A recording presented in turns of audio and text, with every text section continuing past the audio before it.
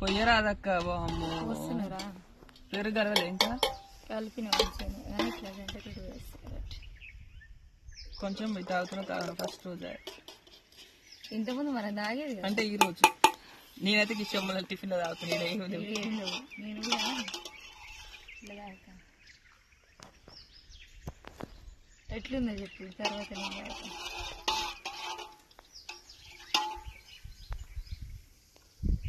మీకు ఎంతమందికి ఇష్టం రాగి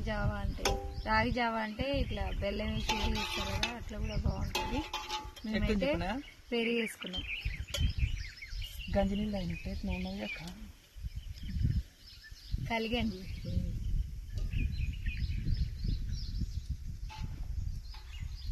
బాగుంది